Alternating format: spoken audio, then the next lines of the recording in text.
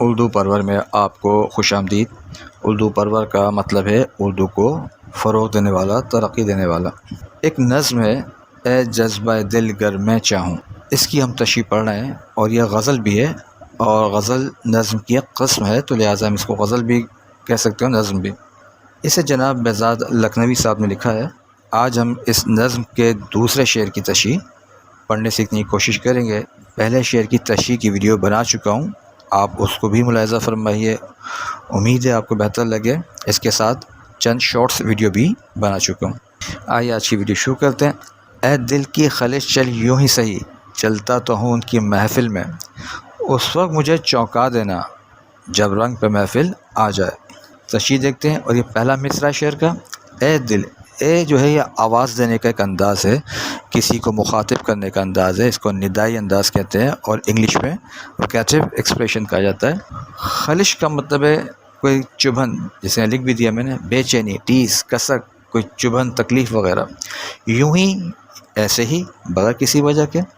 صحیح کا مطلب ہے جب ہم کسی بات کو اوکے کر دیں، ٹھیک کہہ دیں۔ مثلا میں نے کہا آج چائے پئیں گے، میرے دوست نے کہا نہیں کافی پیتے ہیں، میں نے کہا چل کافی ہی صحیح، تو یعنی چل تیری بات مان لی۔ محفل کہتے ہیں لوگوں کا اجتماع، گروپ، کوئی تقریب جس میں لوگ جمع ہوں۔ شاعر اپنے دل سے مخاطب ہے، جس میں ایک خلش یعنی تکلیف، کسک موجود ہے۔ وہ اپنے دل سے کہہ رہا ہے کہ اے دل، اگر محبوب کی بے رخی اور جدائی کا درد یوں ہی سہنا مقصود ہے تو کوئی بات نہیں، میں تیری اس اداسی کے ساتھ بھی اپنی محبوب کی محفل میں جانے کو تیار ہوں۔ دوسرا مصرع دیکھیے، اس وقت مجھے چونکا دینا جب رنگ پہ محفل آ جائے۔ چونکا دینا کا مطلب ہے حیرت میں مبتلا کر دینا۔ رنگ پہ محفل آ جائے یعنی محفل جب اپنے پورے عروج پر ہو، پورے شباب پر ہو۔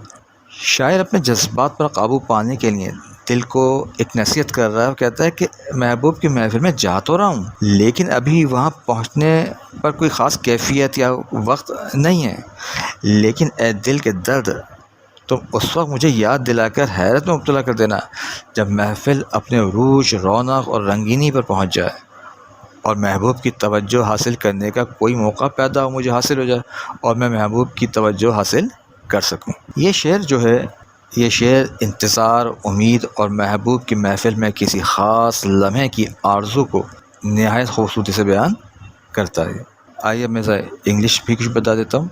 اب میں آپ کو ایک دو باتیں اور بھی عرض کر دیتا ہوں کہ اس شعر میں یہ جو سرخ رنگ سے الفاظ تحریر ہیں، یہ فارسی زبان کے الفاظ ہیں جو اردو میں شامل کیے گئے۔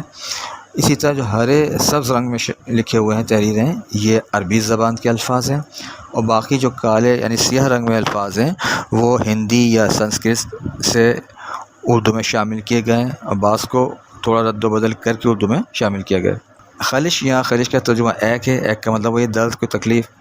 صحیح کے لیے یہاں پہ اینی وے کا ترجمہ کیا گیا ہے۔ محفل کے لیے اسمبلی ہے۔ چونکا دینا، یہ لکھا اسٹارٹل یعنی سرپرائز کرنا، حیران کر دینا، اور محفل کے لیے گیدرنگ، اور رنگ پہ جب محفل آ جائے تو اس کے لیے gathering comes alive and reaches its full charm. Oh ache of my heart, I'm going to her assembly anyway. When the gathering comes alive and reaches its full charm, startle me and make me notice her. اللہ کرے آپ کو یہ video پسند آئے، سمجھ میں بھی آئے۔ آپ کے ویڈیو دیکھنے کے لیے بہت شکر گزار ہوں۔